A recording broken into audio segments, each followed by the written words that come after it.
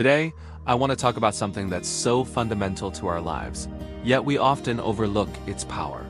It's the one thing you have complete control over, even when everything else feels chaotic. I'm talking about your attitude. You've probably heard the saying, your attitude determines your direction, 1,000 times. But have you ever stopped to really think about what that means? It's not just a nice quote for a coffee mug. It's a profound truth that can genuinely shape your reality. Think about it like this. Life is a journey, and your attitude is your internal GPS. It's the compass that guides your choices, your reactions, and ultimately, where you end up. Two people can face the exact same challenge. Say a project at work gets a ton of negative feedback. One person might see it as a total failure. They get discouraged, blame their boss or their teammates, and their motivation plummets. Their attitude is one of defeat, and their direction? It's probably a downward spiral of negativity and poor performance.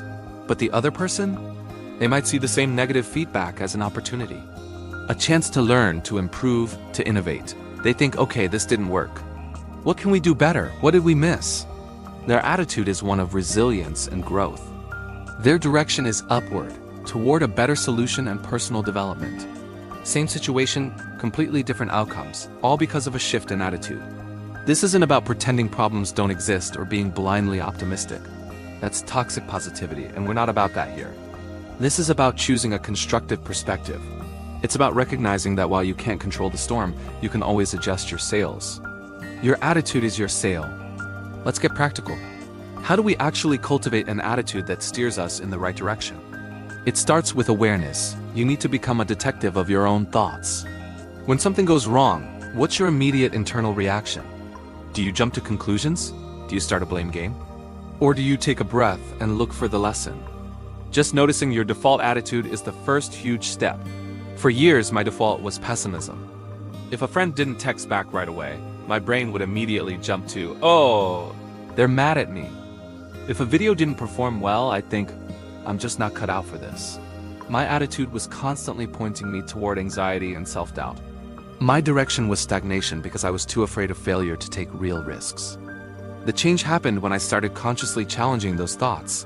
I'd ask myself, is that really true? Or is there another, more likely explanation? Maybe my friend is just busy. Maybe the video algorithm was weird that day.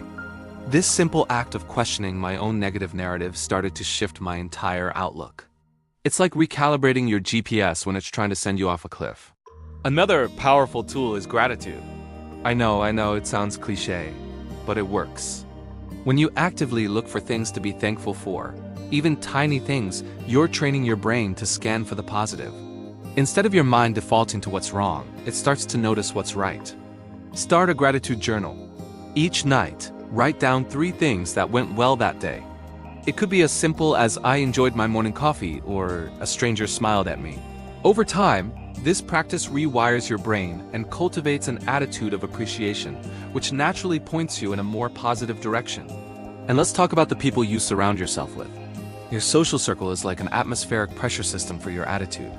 If you're surrounded by complainers, cynics, and doubters, it's incredibly difficult to maintain a positive, forward-moving attitude. Their negativity will seep in.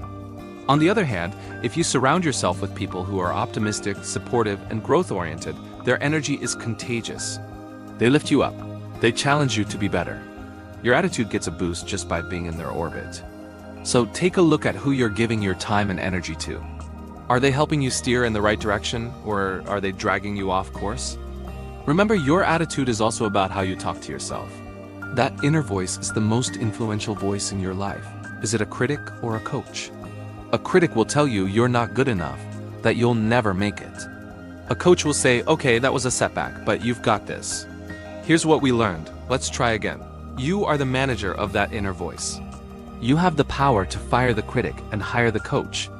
It takes practice, but every time you catch yourself in negative self-talk and consciously replace it with something more encouraging, you are actively adjusting your sails and choosing a better direction. Think about a ship at sea. The captain can't control the wind or the waves. Those are the external circumstances of life, the unexpected bills, the difficult colleagues, the global pandemics. But the captain can control the rudder. Your attitude is your rudder. A small adjustment to the rudder can, over a long journey, lead the ship to a completely different continent. That's the power we're talking about. A small, consistent adjustment in your attitude can lead you to a life that looks completely different 5 or 10 years from now. So, where do you want to go? Do you want to be heading toward resentment, stagnation, and missed opportunities? Or do you want to be sailing toward growth, resilience, and fulfillment? The destination is not predetermined by your circumstances. It's determined by the daily, hourly, and even momentary choices you make about your attitude. Let's make this super concrete. Next time you face a challenge, I want you to try this. Pause, take a deep breath, and ask yourself one question. What attitude will serve me best right now? Not what feels easiest, but what will serve you and your goals. Is it frustration? Probably not. Is it curiosity? Maybe. Is it determination? Absolutely. By consciously choosing your response, you take back control. You stop being a passive victim of circumstance and become the active captain of your own life. This journey of mastering your attitude isn't a one-and-done thing. It's a lifelong practice. There will be days when the storm is overwhelming, and you feel like you're losing control of the rudder. That's okay. That's human. The goal isn't perfection. It's progress. It's about getting a little bit better each day at choosing the attitude that points you toward the life you truly want to live. Your direction is not set in stone. It is being decided right now by the attitude you choose to embrace. Choose wisely. Thanks so much for hanging out with me today. If this resonated with you, let me know in the comments what your go-to strategy is for adjusting your attitude. And if you enjoyed the video, be sure to hit that like button and subscribe for more content on living a more intentional life. Until next time, take care.